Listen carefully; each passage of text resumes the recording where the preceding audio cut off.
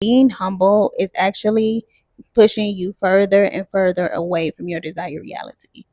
Being humble is just a mask and a way to keep you safe.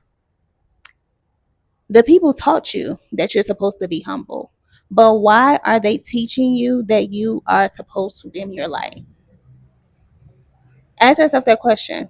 Why would someone want to teach me to dim my light? Why wouldn't they want me to shine brightly? Why wouldn't they want me to show up fully and loudly in my truth and in my authenticity? Today, I am going to be talking about some myths that come along with the fear of being seen. And it's surprisingly quite a few, although I only pulled a few to talk about today, but there are quite a few myths that come along with the fear of being seen. If you are new here, peace. I am Markita. I am a spiritual coach, a nomad, an author, and also I'm the host of the Alchemy Soul podcast. So if you're interested in checking out any of my episodes, if you're interested in checking out the podcast, the links are in the description below. So today I got some notes, y'all, because we got to talk about it. We got to talk about it. We got to talk about it. We got to talk about it. So one of the myths that come with the fear of being seen is that you have to be fully healed. For me, this one is huge because I thought for a long time before I could be a therapist and before I could coach clients and help clients that I had to have everything together. I even thought before I actually showed up and started speaking on camera that I had to be fully healed. And one thing that we should all know if you're on a healing journey at this point is that healing never stops, right? We all will continue to heal. Like when you think that you have healed from something, here comes something else knocking on the door. And even when you feel that you have healed from something, it comes back up as well, just in another form. So healing is a continuous journey, and there's no way that you should stay safe or in the box just because you feel that you should be more healed. We need you to show up now authentically. We need you to show up now imperfectly. We need you to show up now unhealed, messy, transforming, because that is what makes you human, right? We don't need a cookie cutter box version of a healer. We need someone who's actively doing the work. So that's the first myth. The second myth is that confidence comes before visibility. And listen, that is not the case. That is not the case. Oftentimes, confidence is developed along the way. When you first step up to the plate, when the pitcher first steps up to the plate to pitch his first ball, he doesn't know that he's good at pitching the ball until he's actively doing it. He doesn't know, he might not even know how to pitch the ball until he practices doing it. So the confidence that you are seeking or that you feel that you're supposed to have in your journey before you start being visible is false. That is your ego telling you to stay safe. That is your ego telling you that this is going to be uncomfortable and I don't want to go down this road. You have to break outside of that. You have to train and teach your ego by doing things radically that it's okay to do things differently and to start something new. Another one is being visible means becoming someone else. When you become visible, it's actually quite the opposite. When you become visible, you are becoming more of who you really are. You are tapping into a part of an energy that has been suppressed for a long time for whatever reason, because somebody told you that you had to suppress it, right? But the energy is suppressed and you fear that it means that, you're going to turn into somebody totally different. But is you becoming someone totally different, is that a bad thing? And why is that a bad thing? Oftentimes, we are taught that, oftentimes, we don't want to evolve and become better and change ourselves because we fear that we are going to leave, we are going to excel or leave our family and friends and the people that we have always known. We don't want to feel or seem different from the people that we have already always known, right? We don't want to outgrow relationships. I understand. But at some point, you have to accept the fact that the more you stunt your growth, the more you stay invisible, the more you fear being seen and stay in the shadows, it's getting you further and further away from your desired reality. I always think about, I'm going to say this because I always had this dream ever since I was a little girl that I was going to win the jackpot, like the lottery. And one day I sat down with myself and I was like, yo, why haven't this manifested for me? Because I believe it. Like it's going to happen, right? And I believe it with every fiber of my being. But I had to sit down and kind of take inventory on the subconscious beliefs that I had around me winning the lottery. And so I asked myself, I said, how can I show up fully as the version of myself that has already won? Right? And the reason why I decided, one of the reasons why I decided to just be more consistent with the things that I actually love and do is because that version of myself who has already won would be living this life. She would be living this life. She would be traveling the world. She would be creating content. She would be speaking to the people. She will be doing exactly what I'm doing right now, inspiring and being an inspiration. And I'm not doing this to win a lottery, right?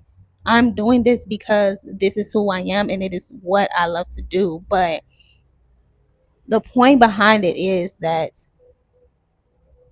I have to show up as someone else, right? Before the desired manifestation or the desired reality becomes into fruition. It's like a magnet of energy. Like it's attracting to me, but I have to be it first. And I hope that makes sense. So another one is your message has to be new or original.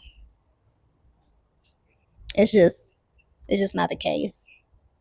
I had to hear Steve Harvey say this one because he broke it down very well. He's like, yo, listen, how many fried chicken places are there? How many fried chicken places are there? That ain't new. That ain't original. That's nothing new under the sun, but it's so many fried chicken places, right? Like you don't have to be presenting anything new or original. All you have to do is be visible. All you have to do is show up. All you have to do is be authentic to yourself. Don't perform, don't put on a mask. Allow yourself to just be your most authentic self. And when you find out that it's safe to be your most authentic self, you will continue to allow those pieces to unfold. I remember I used to um, be afraid to kind of do like my spirituality. I remember I used to be afraid to do like my spiritual work in my mom's house. Right? Like I used to be afraid to do my spiritual work in her house. And when she would leave and go to work, then I would sage her house down and I'll put a little Florida water in the corners of her home. And I would just set the energy and the tone for her home. And then one time it was a full moon, and I was like, I'm like, I'm gonna do a full moon ceremony. And I told her what that was, and I told her I was gonna do a burn release, and what the energy of that particular moon was, and we did it together. And that was the first time that I did any kind of like spiritual work with my mother. And when we did that, it opened up for her a whole world of her own spirituality. Now, imagine if I continue to feel ashamed, or imagine if I continue to take on the unspoken projection that I thought that she would, say or think. I thought that she would be like, you're weird, or I just felt that I just thought that she wouldn't be accepting of me and how I showed up in my spirituality. But imagine if I never showed her, right? Like imagine if I just went on and just masked my spirituality when really it's a huge part of who I am. Like the practices and the things that I do is a huge part of who I am. So imagine if I never allowed myself to be seen in that truth. Then she probably would never have known that it was safe to explore her own spirituality. So the dangers of staying hidden and staying in the shadows are far more drastic than what you are imagining. Um, you have a job, like you have a duty, you have an obligation. And part of that obligation is to allow yourself to be expressed out into the world. And your expression is to help the next person and the next person and the next person. It's each one teach one. Okay, back to the list. So no, your message does not have to be new or original. You can talk about the same things that your favorite influencer is talking about, and you can put your own story into it, right? Like I'm not talking about anything new. We know these things, right? It's easy for you to do a search in YouTube and probably find several videos about being seen. However, I'm the person who makes it unique, right? Each person you come into contact with is the person who makes it unique. Next, being visible is for an ego stroke.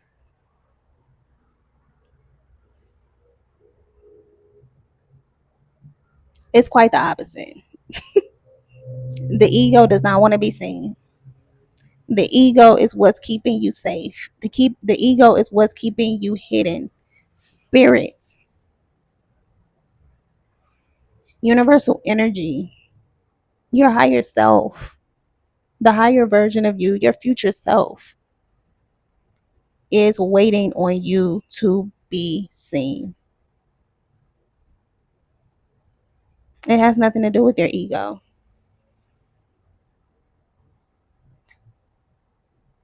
I think that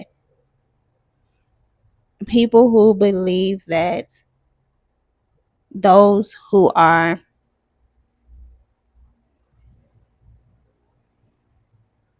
famous or those who are in the beginning stages of their fame and they are wanting to be seen in their fame are doing it for ego. It's just because they haven't figured out for themselves who they are and what they want to be in the world. So it doesn't have anything to do with you. One thing that I want to say, and that was my last one, but one thing that I want to say about all of this is that you have to be okay with not being liked because everybody isn't going to like you. You have to be okay with not being for everyone because everybody is not for you. And the people that are for you, they will support you and they will love you and they will see you as you want to be seen. But I never want to stop emphasizing the importance of your role in allowing yourself to be seen, whatever your purpose is, whatever your gift is. Your purpose is whatever you do naturally. Your purpose is what comes to you naturally and what is something that you're okay with doing every single day without being paid for it. That is your purpose. That is your purpose.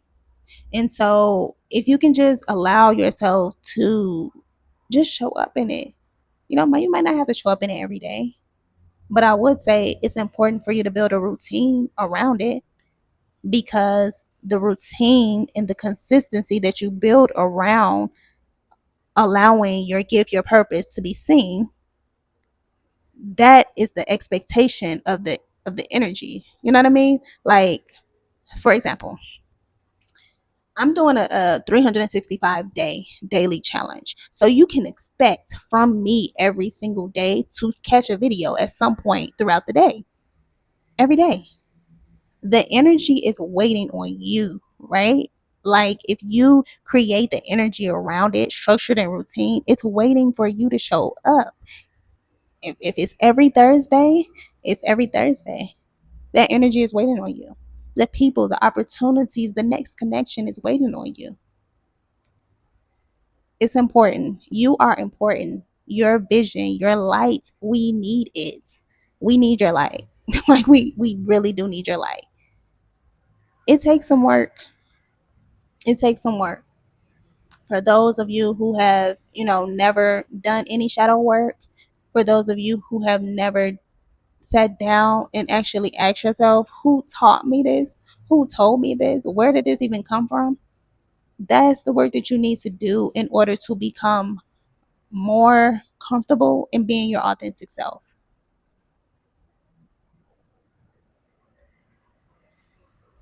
Yeah, that's all I have for you all today. I hope you all enjoyed this message. If you resonated with anything that I spoke about today, please be sure to leave me a white heart in the comments. And I look forward to talking with you all again tomorrow. Peace, love, and light, beautiful souls.